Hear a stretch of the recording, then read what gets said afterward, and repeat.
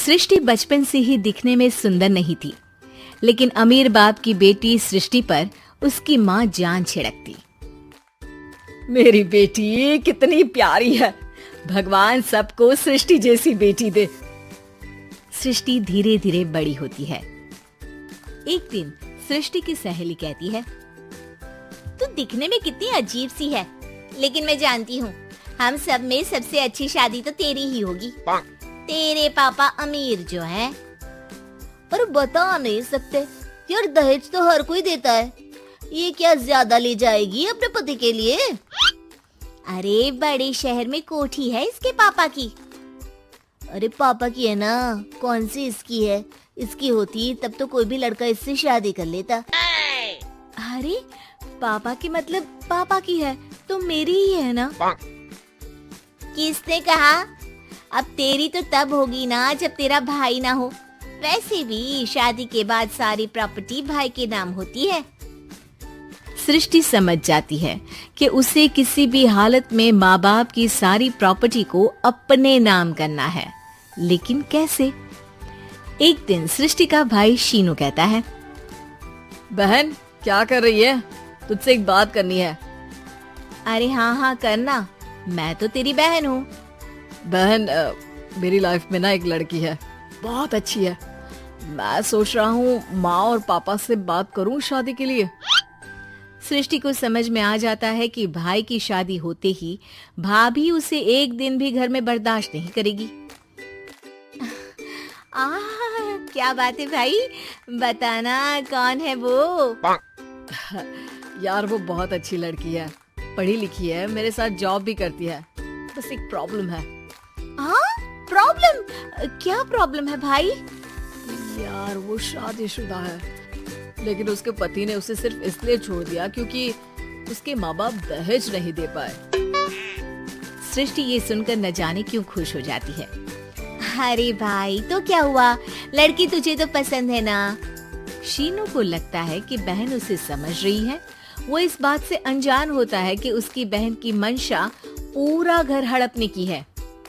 सृष्टि अपनी माँ से कहती है, मम्मी मुझे तो बहुत चिंता है। पता है शीनू क्या कर रहा है? अरे क्या कर रहा है? वो तो काम पर जाता है और वापस घर आता है। नहीं ना माँ, वो यही तो नहीं कर रहा, बाकी सब कर रहा है। आपको पता है उससे प्यार है, और वो भी एक शादीशुदा लड़की से। ये क्या हो गया?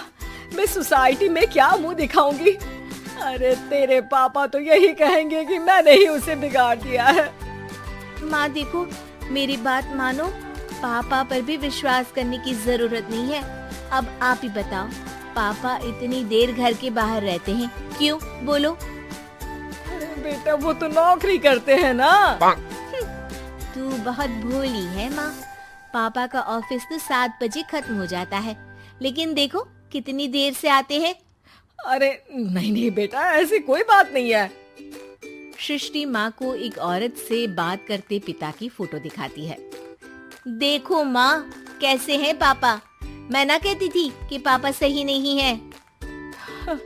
मैं तेरे पापा से बात करूंगी, दे फोटो मुझे। ओह माँ, वो तो डिलीट हो गई। लेकिन चल, तूने तो देख लिया ना। पापा से बाद में बात कर लेना, और हाँ, मेरा नाम बिल्कुल मत लेना। हाँ माँ। अब क्या था, सृष्टि के माँ और पिता के बीच झगड़ा होना शुरू हो जाता है। सृष्टि के मन में क्या चल रहा था कोई नहीं जानता था। एक दिन, माँ सृष्टि के लिए एक लड़का देखा है, वो लोग शाम को उसे देखने आने वाले हैं। और हाँ माँ, एक खुशखबरी, मैं और पापा मिलकर एक नया बिजनेस ट्राई कर रहे हैं। शाम को लड़का आता है, सांवले रंग का। सृष्टि को तो बिल्कुल भी पसंद नहीं आता। लड़की की माँ कहती है, लड़की का चेहरा तो कोई खास नहीं, लेकिन अगर मेरे बेटे को आप लोग सेटल कर दें तो मैं उसकी शादी आपकी बेटी से करवा दूं। सृष्टि को लड़का बिल्कुल पसंद नहीं था। उसे भाई पर गुस्सा आ जाता है। लड़के वालों के जाने के बाद कहती है, माँ देखा, शीनू मेरे लिए कैसा लड़का लेकर आया, न दिखाने लायक न सुनने लायक, सेटल भी नहीं, वो भी हम करे। अरे माँ, मैं जानती हूँ ये मेरी शादी किसी भी घर में क्यों करवाना चाहता है। अरे कैसी बात कर रही है बहन, तूने तो देखा ना, लड़के को मैंने ही मना कर दिया तुझसे शादी के लिए। जिसने लड़का बताया था उसने उसकी बहुत तारीफ की थी। बात आई गई हो जाती है, लेकिन सृष्टि का मन शांत नहीं होता। क्या करूं, कुछ समझ में नहीं आ रहा। मेरी शादी हो गई तो ये लोग पूरी प्रॉपर्टी शीनू के नाम कर देंगे, मेरे हाथ तो कुछ लगेगा ही नहीं। तभी सृष्टि को आइडिया आता है। वो किसी वकील को फोन करती है। जी देखिए, अगर आपके मम्मी पापा का तलाक हो जाता है तो आपके पिता की आधी प्रॉपर्टी आपकी माँ के नाम हो जाएगी, फिर उसे वो किसी को भी दे सकती है। सृष्टि अब माँ को बेटे के खिलाफ भरती है। माँ, शीनू पर नजर रखा करो, वो जिस लड़की के प्यार में है ना वो शादीशुदा है। यहाँ आएगी, सारा पैसा, रुपया, जमीन, जायदाद सब हड़प लेगी। पापा का भी हाल तुमसे छुपा नहीं है। ऐसा ना हो कि मैं और आप एक दिन सड़क पर भीख मांगे। हे भगवान, मैं तो जीते जी मर जाऊंगी अगर ऐसा हो गया तो। ऐसा हो गया नहीं माँ, ऐसा ही होगा। अभी समय है, आगे का सोच लो। मैं तो कहती हूँ पापा से आधी प्रॉपर्टी लेकर अलग हो जाओ। पापा की आधी प्रॉपर्टी भी हम लोगों को अगर मिल जाती है ना तो अगले 7 जन्म सफल समझो। बेचारी माँ बेटी के कहने पर पति से तलाक लेकर अलग हो जाती है। सृष्टि अब पैसों से गाड़ी और अपने दूसरे महंगे शौक पूरे करने लगी। उसके दोस्त भी उसके पैसे इस्तेमाल करते। सृष्टि, कल तुम कहाँ थी? मैं सारा दिन घर पर अकेली थी। तो मैं क्या करूं? मैंने ठेका तो नहीं लिया है ना तुम्हें संभालने का। माँ को सृष्टि से ये उम्मीद नहीं थी। वो बैठकर रोने लगती है। वहीं उसका पति यानी कि सृष्टि के पिता आ जाते हैं। मैं जानता था कि तुम्हारा यही हाल होगा, तो आपने मुझे रोका क्यों नहीं? मैं रोकता तो तुम रुकती क्या? सृष्टि के कहने पर तुमने मुझ पर, अपने बेटे पर शक किया, लेकिन तुम ये भूल गई कि कैसे हम दोनों ने मिलकर जीवन में इतना सब खड़ा किया।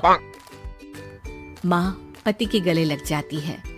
मुझे माफ कर दीजिए, मैंने आपकी कमाई का एक बड़ा हिस्सा गवा दिया।